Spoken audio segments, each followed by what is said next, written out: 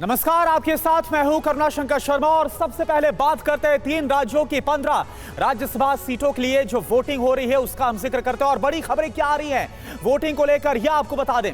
3 राज्यों की राज्यसभा की 15 सीटों के लिए मतदान जारी है। 15 सीटों पर कुल 18 प्रत्याशी हैं। आज राज्यसभा चुनाव में जमकर क्रॉस वोटिंग होने की खबर है। यह क्रॉस वोटिंग यूपी से लेकर कर्नाटक तक होने की खबर है। ऐसे में तीनों राज्यों में समीकरण बदल सकते हैं। सबसे ज्यादा सियासी उठापटक राजधानी लखनऊ में है। और सबसे पहले बात करते हैं यूपी की, क्योंकि यूपी की 10 राज्यसभा सीटों के लिए वोटिंग हो रही है और यहां पर लगातार काफी खबरें निकल कर आ रही हैं राज्यसभा चुनाव को लेकर। बोले अखिलेश यादव, अपनों की पहचान के लिए यह चुनाव था। अखिलेश यादव की तरफ से कहा गया कौन कौन दिल से पीडीआई के साथ, यह पता चला। अखिलेश यादव की तरफ से समाजवादी पार्टी के मुखिया की तरफ से कहा गया अब सब कुछ साफ है, यही तीसरी सीट की जीत है। अखिलेश यादव ने कहा। आपको बता दें कि कई समाजवादी पार्टी के विधायकों की तरफ से क्रॉस वोटिंग को लेकर काफी चर्चा है और इस पर यह सख्त बयान अखिलेश यादव का। राज्यसभा के चुनाव में भारतीय जनता पार्टी ने सब कुछ किया है वोट लेने के लिए, और जो लोग गए हैं उनमें साहस नहीं रहा होगा सरकार के खिलाफ खड़ा होने में। देखिए, कार्रवाई निश्चित होगी, क्योंकि पार्टी के जितने भी हमारे साथी हैं उनका मानना है कि ऐसे लोगों को दूर कर दीजिए। अभी तक तो कद्दावर नेता लग रहे थे, लेकिन कद्दावर नेता निकले नहीं, ये बात समझ में आ गई।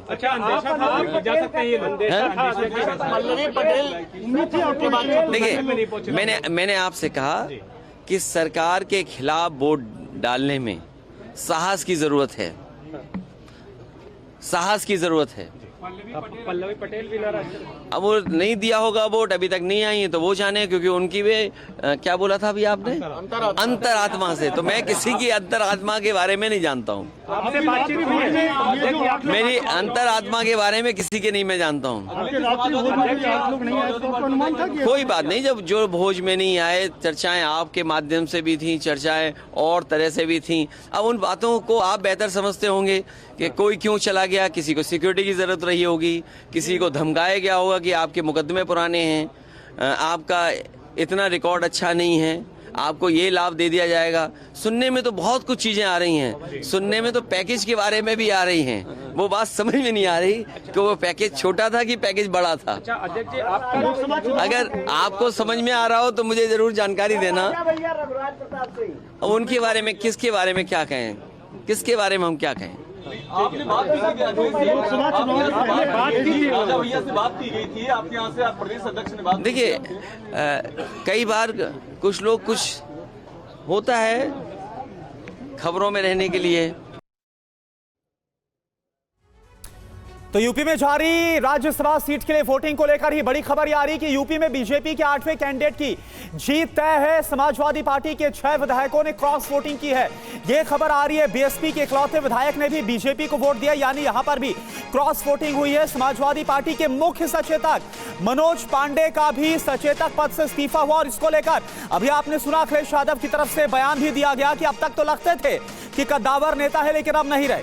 समाजवादी पार्टी के तीसरे कैंडिडेट की हार तय है। तो आपको बता दें कि यहां पर, यानी उत्तर प्रदेश की बात करें, मुख्य मुकाबला क्योंकि सीधे तौर पर बीजेपी और समाजवादी पार्टी के बीच में था।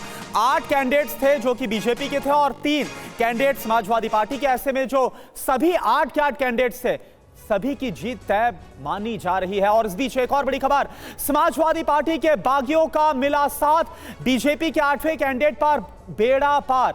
तो खबर क्या आ रही है, बीजेपी के पक्ष में दूसरी पार्टी के कुल मिलाकर 9 विधायकों ने वोटिंग की है। बीजेपी के सभी 8 राज्यसभा कैंडिडेट्स की जीत लगभग अब तय मानी जा रही है। अभी तक समाजवादी पार्टी के 6 विधायक बीजेपी के लिए वोट कर चुके हैं और इसके अलावा बीएसपी विधायक उमा शंकर सिंह की तरफ से भी क्रॉस वोटिंग की खबर आ रही है, बीजेपी के लिए वोट किया है।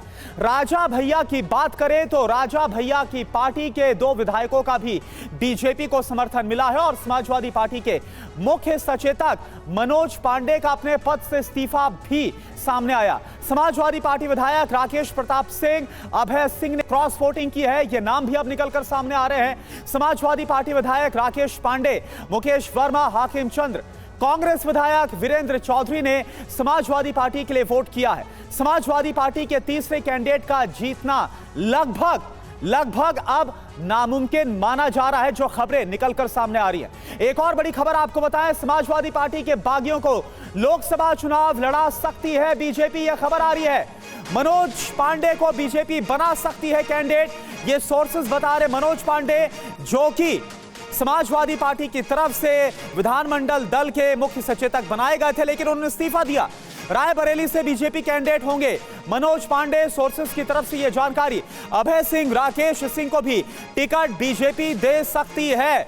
तो जो क्रॉस वोटिंग समाजवादी पार्टी की तरफ से सामने आई है, उसको लेकर कुछ और खबरें भी सामने आ रही है। तो विपक्ष के 8 आए 7, तो बीजेपी के 8वें का कैसे हो गया बेड़ा पार? यानी कुल मिलाकर सभी जो 8 उम्मीदवार हैं, उनकी जीत अब लगभग तय कैसे मानी जा रही है, आप देखिए। मनोज पांडे जो कि विधायक हैं समाजवादी पार्टी के, वो किस तरह से बीजेपी के पक्ष में आए और जो बीजेपी के उम्मीदवार है उनके पक्ष में वोट किए। इसके अलावा और कौन कौन से विधायक हैं? राकेश प्रताप सिंह है समाजवादी पार्टी के विधायक, जिनकी तरफ से क्रॉस वोटिंग की गई। राकेश पांडे विधायक है समाजवादी पार्टी के, जिन्होंने बीजेपी उम्मीदवार के पक्ष में वोट किया, जो खबर आ रही है। अभय सिंह विधायक है समाजवादी पार्टी के, इनको लेकर भी यह खबर है। हाकिम चंद्र बिन समाजवादी पार्टी के विधायक, जिनकी तरफ से क्रॉस वोटिंग की गई और बीजेपी उम्मीदवार के पक्ष में वोट डाला है। मुकेश वर्मा समाजवादी पार्टी के एक और विधायक, बीजेपी के उम्मीदवार के पक्ष में वोट डालने की खबर आ रही है। उमाशंकर सिंह बीएसपी के विधायक, इन्होंने भी क्रॉस वोटिंग करके बीजेपी के जो उम्मीदवार हैं उनके पक्ष में वोट डाला। राजा भैया अध्यक्ष है जनसत्ता दल लोकतांत्रिक के, उनकी अगर बात की जाए तो उनकी तरफ से भी क्लियर किया गया कि उनके भी जो वोट हैं वो बीजेपी उम्मीदवार को गए। और अब आपको समाजवादी पार्टी के बागियों और समाजवादी पार्टी के विधायकों के वो बयान सुनाते हैं जिन्होंने वोट देने से पहले दिए थे। इस्तीफा दिया है, चेहरे पे खबर आ जी आज बड़ी मुस्कान है सर आपके। नहीं, कोई मुस्कान नहीं है। इस्तीफा दिया है सर, सचेतक के पद से आपने इस्तीफा दे दिया, कुछ तो बोलिए सर। विधानमंडल दल के मुख्य सचेतक पद से हमने इस्तीफा दे दिया और जारी भी कर दिया। किन स्थितियों में ये सब करना पड़ा सर? क्या स्थिति? नहीं जा पाए थे लोग। हाँ, नहीं जा पाए। तो अब निष्ठा कहाँ पे है? क्रॉस वोट करेंगे। हाँ, निष्ठा कहाँ पे है? वोट देने जा रहे हैं। वोट किस उम्मीदवार को देंगे आप? ये बताएंगे तो वोट खारिज हो जाएगा। ये कह रहे हैं नाराज है आप राम मंदिर। नहीं, कोई नाराज नहीं। देने के बाद वोट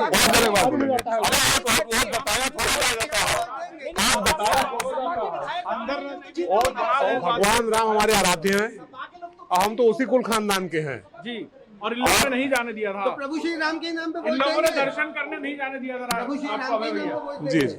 बता देंगे, अभी आपको वोट देने के बाद सब बता देंगे। बिल्कुल जय श्री राम है, मतलब राकेश जी जय श्री राम है। वो तो सदन में बोल चुका हूँ, जय श्री राम, जय सिया राम।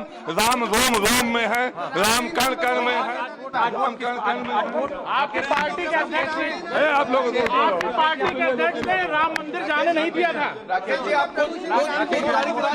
आपकी पार्टी के अध्यक्ष जी ने राम मंदिर नहीं जाने दिया था। अभी सब बता देंगे, राम मंदिर नहीं जाने दिया। सब बता देंगे। इशारों में बता रहे राकेश जी। उम्मीद है समाजवादी पार्टी के तीनों जीतेंगे।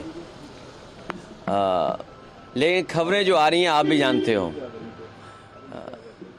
जो दूसरों के लिए कांटा बोते हैं एक दिन उनके लिए भी कांटे मिलते हैं। जो दूसरों के लिए गड्ढे खोदते हैं एक दिन वो खुद भी उस गड्ढे में गिरते हैं। बीजेपी चुनाव जीतने के लिए कोई भी हथकंडा अपना सकती है, कोई भी लाभ देने के लिए आश्वासन दे सकती है। बीजेपी है, जीतने के लिए सब कुछ करेगी। भाजपा ने लोकतंत्र की हत्या करने का काम किया है। भाजपा ये चाहती है कि विपक्ष पूरा खत्म हो जाए, और जिस तरीके से भारतीय जनता पार्टी की सरकार ने सीबीआई, ईडी, इनकम टैक्स, प्रशासन और गुंडों का इस्तेमाल किया है, ये लोकतंत्र के लिए बहुत घातक है। हमारे नेता माननीय अखिलेश यादव जी तो लगातार बोल रहे हैं कि संविधान खत्म किया जा रहा है, लोकतंत्र खत्म किया जा रहा है, और ये तो सब खत्म ही कर रहे हैं। लेकिन समाजवादी पार्टी इस लोकतंत्र को भी बचाएगी और संविधान को भी बचाएगी। और चलिए सीधा रुख करते हैं लखनऊ का। हमारे रोविंग एडिटर पंकज झा वहां से लाइव जुड़े हुए हैं। पंकज जी, क्या माने जो आंकड़े, जो गिनती निकलकर सामने आ रही है, जैसे खबरें छनकर निकल रही हैं, सभी 8 के 8 जो उम्मीदवार है बीजेपी के वो जीतते हुए नजर आ रहे हैं क्या? बिल्कुल, इसमें कोई शक शुबा नहीं है और बीजेपी को पहले से इस बात को लेकर आश्वस्त थी। और इसीलिए मैं आपको एक दिलचस्प बात बताऊं कि 37 वोट चाहिए सभी उम्मीदवार को जीतने के लिए एक सीट के लिए।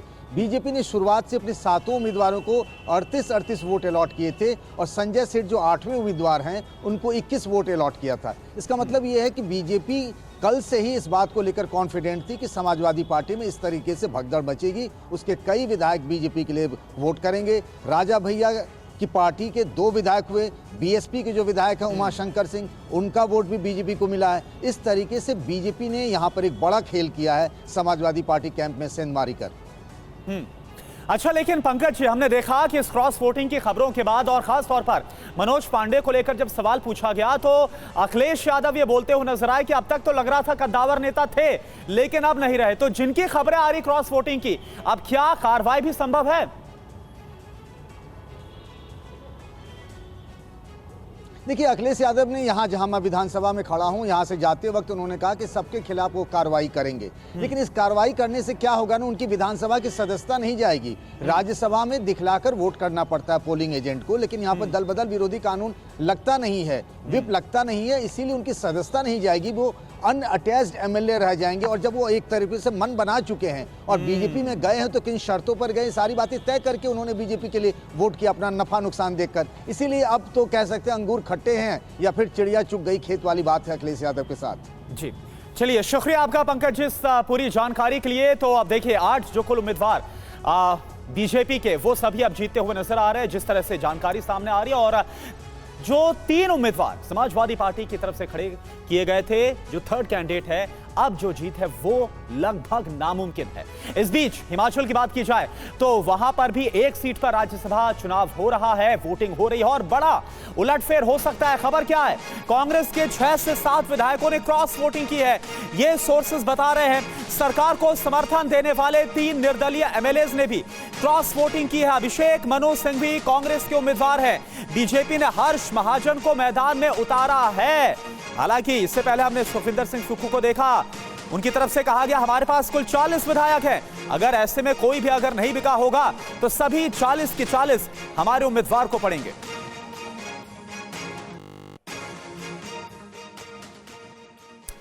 हिमाचल में 67 विधायकों ने वोटिंग की है। कांग्रेस के बीमार विधायक सुदर्शन बबलू भी पहुंचे। जो खबर आ रही है, बबलू को हेलीकॉप्टर से होशियारपुर से शिमला लाया गया। तो एक सीट पर वोटिंग हो रही है। हालांकि जो काउंटिंग है वो 5 बजे से शुरू हो जाएगी, लेकिन ना इसके पहले ही काफी हद तक जो स्थिति है वो साफ होती हुई नजर आ रही है, पिक्चर क्लियर होती नजर आ रही है। हिमाचल की बात की जाए, 67 विधायकों ने वोटिंग की है और कांग्रेस के बीमार विधायक सुदर्शन बबलू किस तरह से वो अपना वोट देने के लिए पहुंचे, वो तस्वीर भी हम आपको दिखा रहे हैं। क्या इंतजाम कराए गए उनके वोट के लिए। बबलू को बाकायदा हेलीकॉप्टर से होशियारपुर से शिमला लाया गया और इसके बाद उन्होंने अपने मत का इस्तेमाल किया।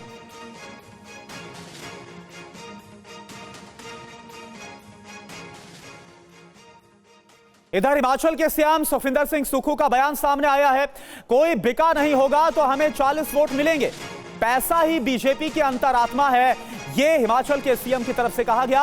हिमाचल में क्रॉस वोटिंग नहीं हुई है। हालांकि खबरें कुछ और भी आ रही हैं। सभी विधायकों ने कांग्रेस की विचारधारा पर वोट डाला। मेरा मानना है कि हमारे 40 विधायक थे, अगर कोई बिका नहीं होगा तो हमें 40 के 40 वोट आएंगे। निश्चित तौर पर मेरा यह मानना है कि कांग्रेस की विचारधारा और हाथ के निशान पर जो चुनकर आए हैं उन लोगों ने पार्टी को वोट डाला होगा, पार्टी के प्रत्याशी को वोट डाला होगा। तो अभी तक तो हम शाम को काउंटिंग है तभी कुछ बोल सकते हैं। मेरी सभी विधायकों से बात हुई, अब देखना है कि अभी तो वोटिंग का काउंटिंग 4 बजे तक है, उसके बाद ही रिजल्ट का बताया जाएगा। अब जरा राज्यसभा चुनाव की इस वोटिंग को लेकर हिमाचल का सियासी गणित क्या बोलता है, ये आपके लिए समझना बहुत जरूरी है। कुल विधायकों की संख्या की अगर बात की जाए तो 68, कांग्रेस के इसमें से 40 विधायक है। कांग्रेस को समर्थन दे रहे निर्दलीय विधायकों की संख्या है 3। बीजेपी की बात की जाए, बीजेपी के पास कुल 25 विधायक हैं। क्रॉस वोटिंग की जो आशंका जाहिर की गई है, ऐसे में क्या है, कांग्रेस के 6 विधायकों की तरफ से क्रॉस वोटिंग की गई, ऐसी चर्चा है। कांग्रेस को समर्थन दे रहे 3 जो निर्दलीय विधायक है उनकी तरफ से भी क्रॉस वोटिंग को लेकर खबर है। तो ऐसे में क्या जो हालात हैं वो बदल सकते हैं, ये अपने आप में बहुत बड़ा सवाल है। हिमाचल के नेता विपक्ष जयराम ठाकुर का बड़ा बयान, अंतरात्मा की आवाज पर वोट डाले। जयराम ठाकुर की तरफ से कहा गया कांग्रेस के लिए चुनाव काफी मुश्किल है। जयराम ठाकुर की तरफ से ये बयान सामने आया। जो चुनाव हो रहा है उसमें भारतीय जनता पार्टी की ओर से हमने कैंडिडेट दिए हैं और हर्ष महाजन जी हमारे कैंडिडेट हैं। और सिर्फ इतना ही कहना चाह रहा हूं मैं कि सभी विधायक जो है वो जनप्रतिनिधि हैं और जो आवश्यक लगता है कि अपनी अंतरात्मा की आवाज से वो मतदान करें, इस बात के लिए मेरा आग्रह है। और चलिए सीधा रुख करते हैं मोहित मल्होत्रा का, हमारे साथ जुड़े पूरी अपडेट के साथ। मोहित, हालांकि सुखविंदर सिंह सुक्खू को पूरा विश्वास है कि उनके सभी विधायक उनके साथ होंगे, उनके उम्मीदवार के साथ, लेकिन खबर आ रही है कि 6 कांग्रेस के 3 जो निर्दलीय हैं, कुल मिलाकर 9 ये क्रॉस वोट कर सकते हैं, ऐसा हुआ है। तो ऐसे में पूरा गणित बिगड़ सकता है। बिल्कुल, देखिए इस सीट को लेकर कांग्रेस पूरी तरह से आश्वस्त थी। इसी वजह से अभिषेक मनु सिंघवी को हिमाचल प्रदेश से राज्यसभा के लिए भेजा गया। लेकिन एक बड़ा झटका लग सकता है कांग्रेस को, क्योंकि 6 के आसपास कांग्रेस के ही विधायक हैं जिन्होंने अपना वोट क्रॉस कर दिया, यानी बीजेपी के उम्मीदवार को कर दिया है। दूसरी ओर जो 3 विधायक जो कि कांग्रेस की सरकार को समर्थन दे रहे हैं, उन्होंने भी अपना वोट जो है क्रॉस किया है, ऐसी खबर सामने आ रही है। क्योंकि जो कांग्रेस की तरफ से जो पोलिंग एजेंट लगाए गए थे उनको वोट दिखाना अनिवार्य था, और वोट दिखाने के दौरान ये बात सामने आई है कि ना सिर्फ कांग्रेस के विधायकों ने बल्कि कांग्रेस की सरकार को जो समर्थन दे रहे हैं 3 निर्दलीय विधायक, उन्होंने भी क्रॉस वोट किया है। हालांकि अभी फाइनल नतीजे शाम 5 बजे तक सामने आएंगे, लेकिन माना जा रहा है कि अब नेक टू नेक फाइट हो चुकी है और बीजेपी ने सोच समझकर हर्ष महाजन को चुनाव में उतारा, जो कि एक वक्त में हिमाचल प्रदेश के पूर्व मुख्यमंत्री और सीनियर कांग्रेस नेता स्वर्गीय वीरभद्र सिंह के रणनीतिक काफ़ी उनके बड़े राजनीतिक सलाहकार माने जाते थे, और उनको बीजेपी में शामिल करवाया गया और उनको उतारा गया क्योंकि वो कांग्रेस के वोटों में, कांग्रेस के विधायकों में सेंध लगा सकते थे। एक बड़ा धड़ा है कांग्रेस का हिमाचल प्रदेश में विधायकों का, जो कि सुखविंदर सिंह सुक्खू जो कि सीएम है उनसे नाराज चल रहे हैं, और इसी नाराजगी का फायदा उठाने की बीजेपी ने कोशिश की है। अब देखना यह होगा कि जब नतीजे आते हैं तो क्या बीजेपी और कांग्रेस के उम्मीदवार को एक बराबर वोट मिलते हैं या फिर कांग्रेस क्योंकि जो खबरें आ रही है इसके बाद में कामयाब हो पाती है नहीं हो रही है, इससे बिल्कुल इंकार नहीं किया जा सकता। शाम 5 बजे क्या नतीजे सामने आते हैं इस पर सबकी नजर होगी। अभी के लिए बहुत बहुत शुक्रिया आपका मोहित मल्होत्रा। अब कर्नाटक की बात करते हैं। 4 सीटों पर यहां पर चुनाव हो रहा है। कर्नाटक में बीजेपी विधायक ने क्रॉस वोटिंग की है, यह खबर आ रही है। बीजेपी विधायक एसटी सोमशेखर ने क्रॉस वोटिंग की है, यह खबरें निकलकर आ रही हैं कर्नाटक से। तो हर राज्य में, चाहे अगर बात की जाए यूपी की या फिर हिमाचल की या फिर कर्नाटक की बात करें, तो कर्नाटक से भी क्रॉस वोटिंग की खबर निकल कर आ रही है। और खबर यही कि कर्नाटक में बीजेपी के विधायक ने क्रॉस वोटिंग की है। बीजेपी विधायक एसटी सोमशेखर ने क्रॉस वोटिंग की है, ये खबरें आ रही है।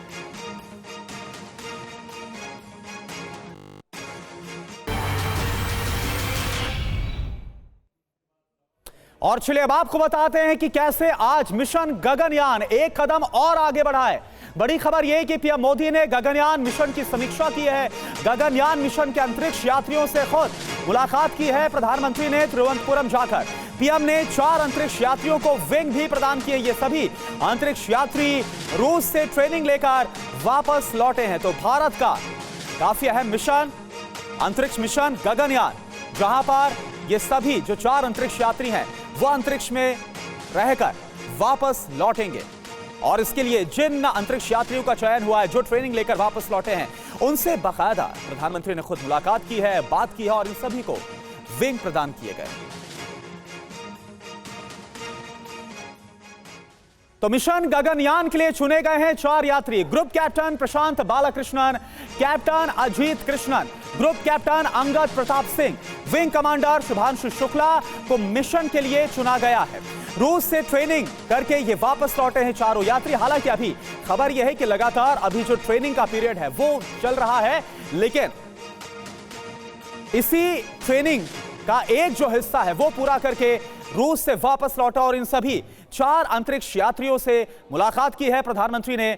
और इसके अलावा आप देखें किस तरह से तिरुवनंतपुरम में जो विक्रम साराभाई अंतरिक्ष केंद्र है वहां पर जाकर उन्होंने खुद जो इसरो के चेयरमैन है एस सोमनाथ, उनकी तरफ से ब्रीफ किया गया, पूरी जानकारी दी गई गगनयान मिशन को लेकर। आप देखिए क्या कहा गया इस दौरान। इस नए काल क्षेत्र में ग्लोबल ऑर्डर में भारत अपना स्पेस लगातार बड़ा बना रहा है और ये हमारे स्पेस प्रोग्राम में भी साफ साफ दिखाई दे रहा है। साथियों, पिछले वर्ष भारत वो पहला देश बना जिसने चंद्रमा के साउथ पोल पर तिरंगा फहराया। आज शिव शक्ति पॉइंट पूरी दुनिया को भारत के सामर्थ्य से परिचित करा रहा है। देश पहली बार अपने 4 गगनयान यात्रियों से परिचित हुआ। सिर्फ 4 नाम और 4 इंसान नहीं है, ये 140 करोड़ एस्पिरेशंस को स्पेस में ले जाने वाली 4 शक्तियां हैं। और चलिए इस पर और ज्यादा जानकारी के लिए सीधा रुख करते हैं पीयूष पांडे का। पीयूष, ये जरूर कहा जा सकता है कि आज इन तस्वीरों के बाद और जिस तरह से प्रधानमंत्री ने अंतरिक्ष यात्रियों से मुलाकात की कि जो भारत का मैड स्पेस मिशन है, जहां छलांग लगानी अंतरिक्ष में, ये एक कदम और आगे बढ़ा है मिशन गगनयान। बिल्कुल करुणा, देखिए अहम बात यह है कि चंद्रयान 3 के बाद सबसे अहम जो मिशन है वो गगनयान है और इसके लिए जो क्रू मेंबर्स हैं उनका चयन कर लिया गया और खुद पीएम ने जाकर के उनका हौसला बढ़ाया। तो ऐसी स्थिति में आप ये जान सकते हैं कि प्रधानमंत्री नरेंद्र मोदी का रुझान किस तरह से इसरो को आगे बढ़ाने को लेकर के है और उसके जो प्रोजेक्ट्स हैं उसको आगे बढ़ाने को लेकर के है। इसमें इसरो अभी गगनयान के क्रू मॉड्यूल के हाई एल्टीट्यूड का डॉप टेस्ट करवा रहा है। दरअसल जो पैड अवॉइड टेस्ट जो होते हैं उनको अभी टेस्ट करवाया जा रहा है, जिसमें बड़ी ऊंचाई पर ले जाकर के क्रू मेंबर्स को छोड़ा जाता है और फिर वो समुद्र में गिरते हैं। वहां पर नौसेना उन्हें रिकवर करती है और फिर वापस लाती है। तो अभी ये टेस्ट चल रहा है और ये हाई एल्टीट्यूड से टेस्ट इसलिए करवाया जाता है ताकि जब वो गगनयान के जरिए अंतरिक्ष की यात्रा करके वापस लौटेंगे, तब जब वो ड्रॉप होंगे तब उस तरह से किस तरह से उनका बचाव होगा। और ये पूरा एक तरह से मॉडल तैयार करने के बाद और इसका एक ट्रायल जो रॉकेट का था वो करने के बाद ही क्रू मेंबर्स को ये टेस्ट कराए जा रहे हैं। बिल्कुल पीयूष, और जो मिशन गगनयान है जिसको लेकर इसरो लगातार काम कर रहा है, इसकी कामयाबी के बाद और जो आगे के जो भावी मिशन होंगे भारत के, वो इस पर काफी कुछ तय करेगा। बहुत बहुत शुक्रिया आपका इस पूरी जानकारी के लिए।